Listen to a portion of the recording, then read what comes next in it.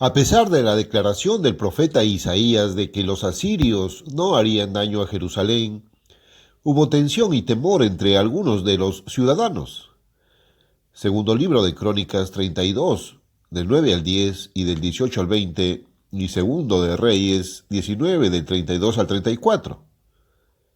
Era una noche oscura y miles de soldados enemigos estaban allí donde no podían ser vigilados.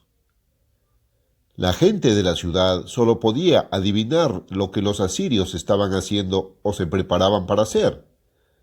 Los registros judíos dicen que esta noche era la noche de la fiesta de la Pascua, en el primer mes de primavera del año. No se disparará una sola flecha contra Jerusalén con un arco asirio. Ese fragmento de profecía del mensaje alentador de Isaías seguía corriendo por la mente de Ezequías. Antes del amanecer se levantó y subió a una de las torres de la muralla para ver qué haría el enemigo cuando llegara el amanecer.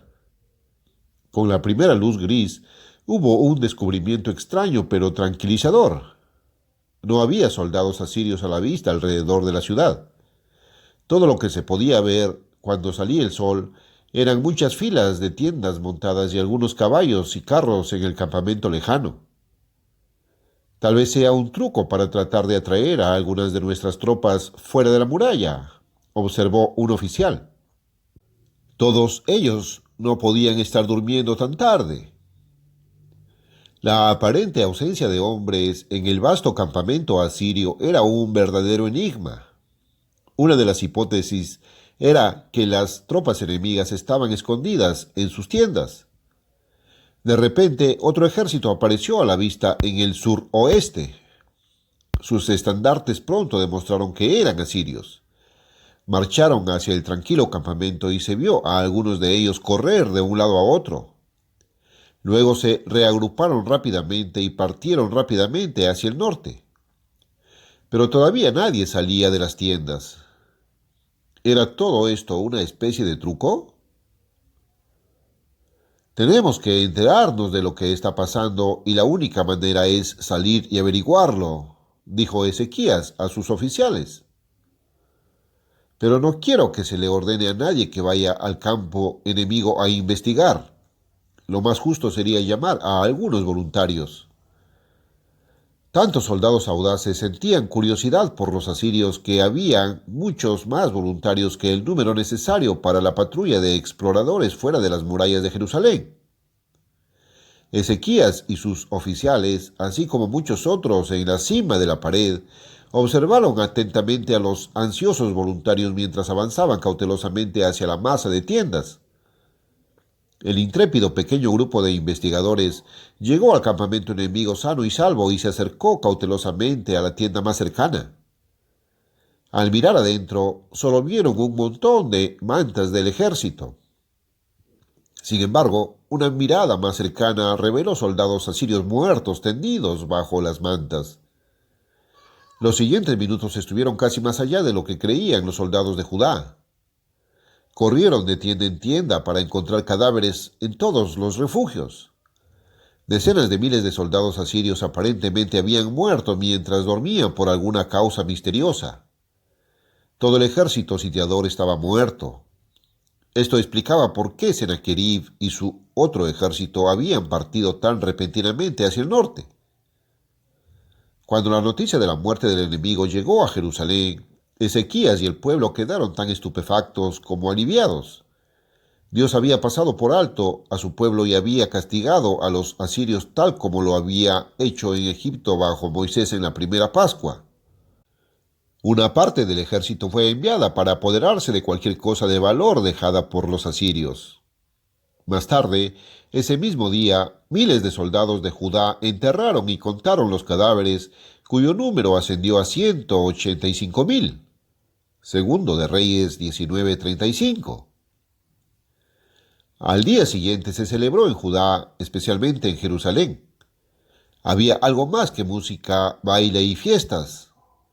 El pórtico del templo estaba lleno de gente que acudió ese día, el 15 del mes, para la celebración de la fiesta de los panes sin levadura, que conmemoraba la liberación de Egipto.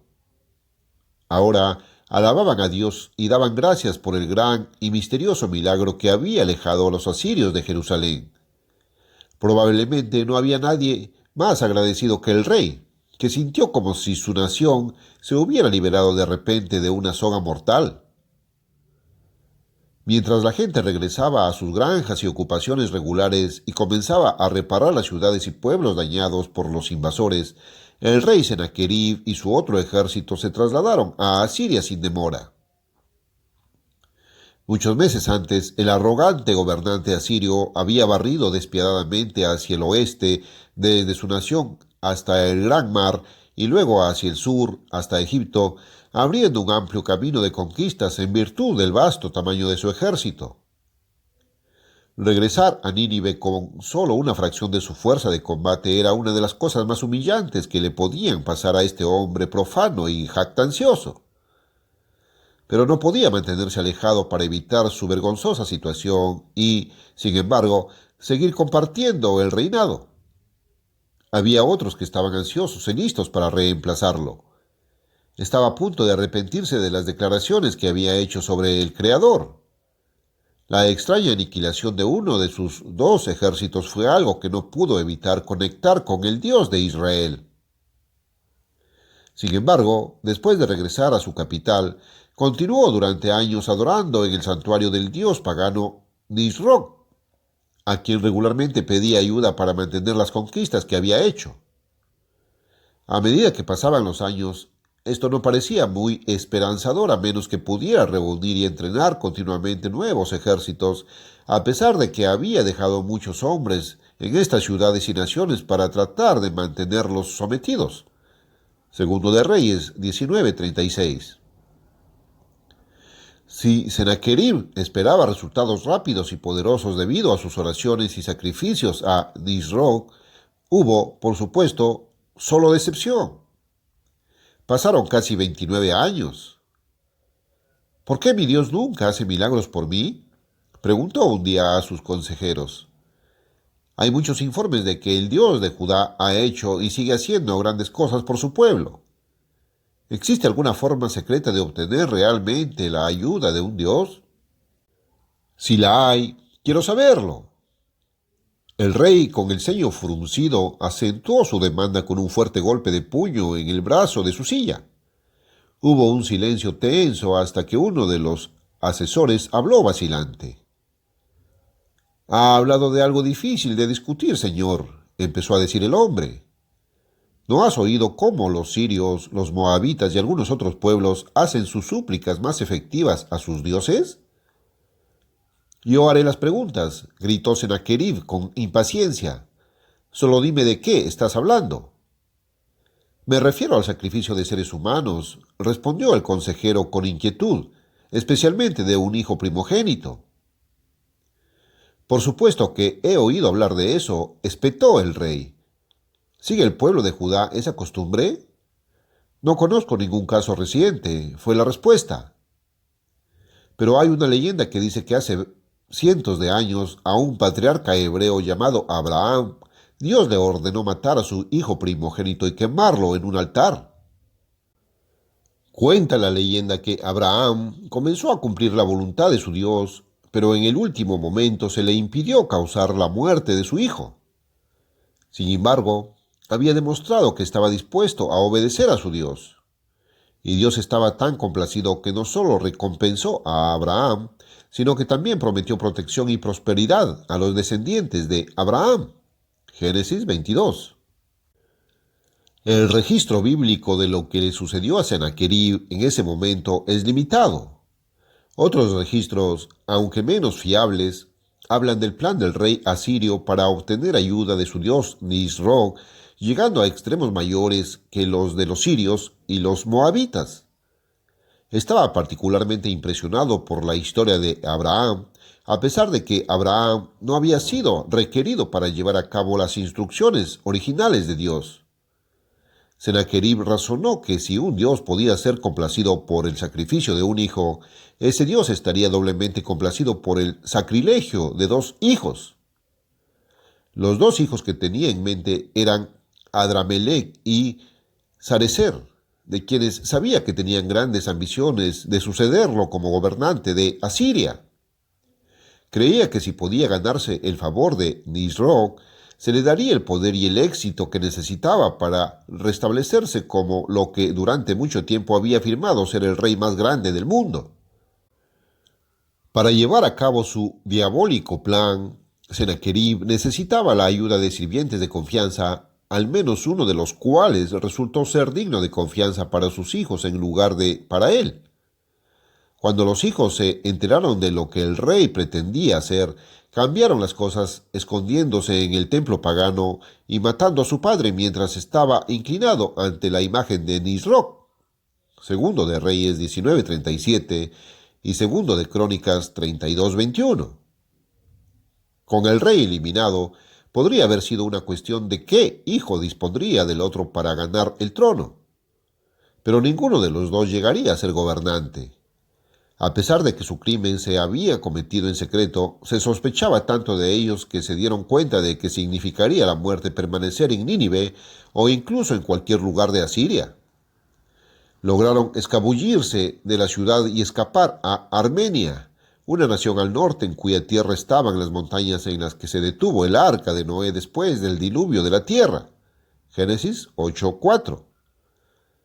El trono de Asiria fue asumido inmediatamente por un tercer hijo de Sennacherib, Asaradón, quien heredó la habilidad de su padre para la jactancia arrogante.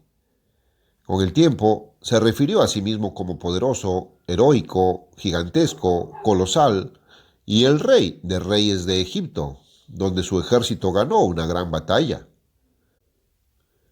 Cuando la noticia de la muerte de Sennacherib llegó a las naciones vecinas, el pueblo de Judá y muchos en otros países sintieron que el Dios de Israel había causado que el rey asirio muriera vergonzosamente ante un ídolo pagano debido a su insulto al Dios verdadero, sus ataques a Judá y su engaño y amenazas. Esto resultó en un mayor respeto por el Dios de Judá. Mientras tanto, volvemos a otra parte de la historia, 29 años antes. Justo cuando Ezequías estaba en la cima de su poder y utilidad, y cuando Judá se tambaleaba por la invasión de Sennacherib, la salud del rey comenzó a decaer. Las presiones agotadoras de meses y años estaban pasando factura. La enfermedad de Ezequías llegó a ser tan grave que pronto fue confinado a la cama. Temiendo que su vida pudiera estar cerca de su fin, el rey envió al profeta Isaías en busca de ayuda. «No hay nada que pueda hacer por ti», le dijo el profeta al rey, «excepto aconsejarte que termines todos los asuntos personales y de estado que necesiten tu atención, especialmente los que tienen que ver con la elección de tu sucesor.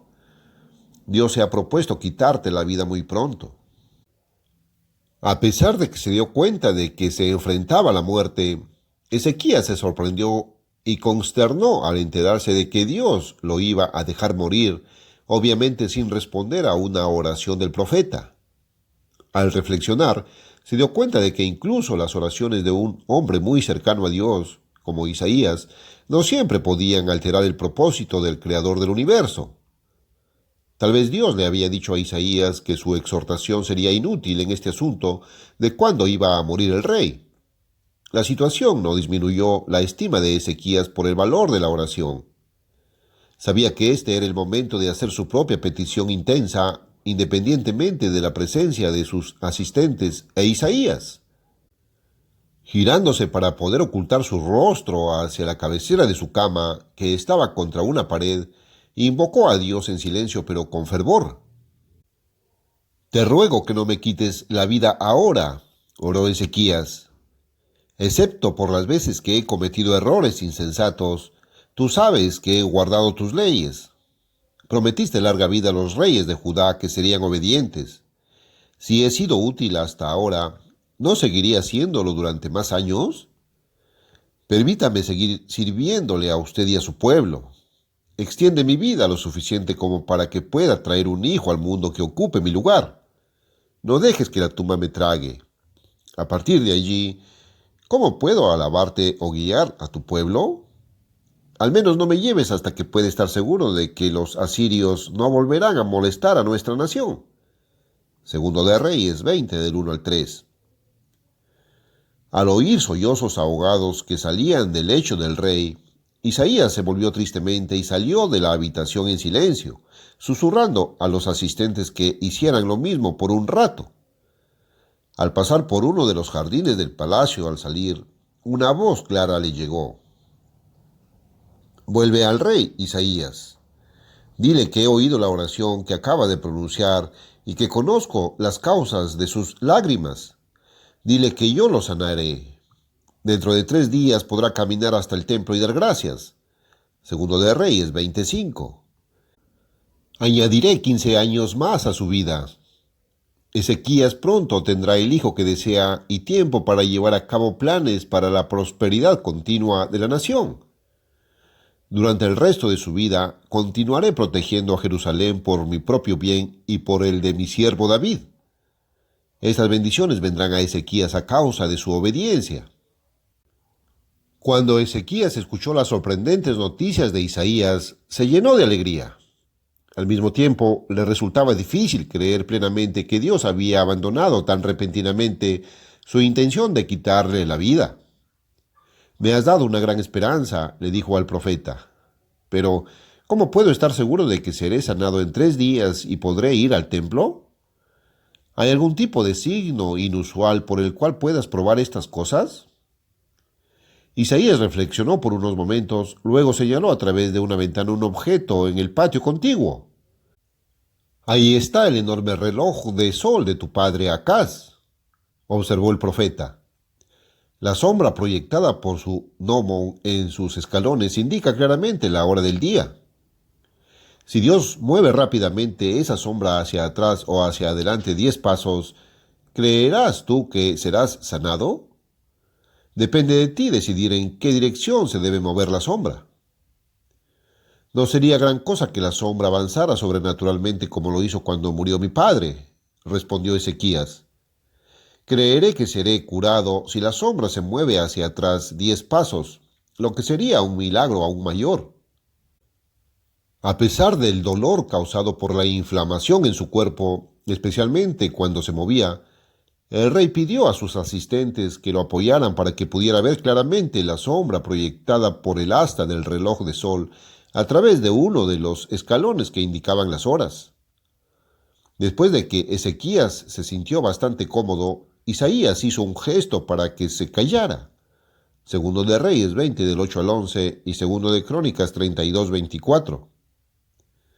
Te ruego, Dios de Israel, dijo el profeta, que retrocedas 10 pasos la sombra del reloj de sol, para que el rey de Judá sea testigo de tu intento de curarlo.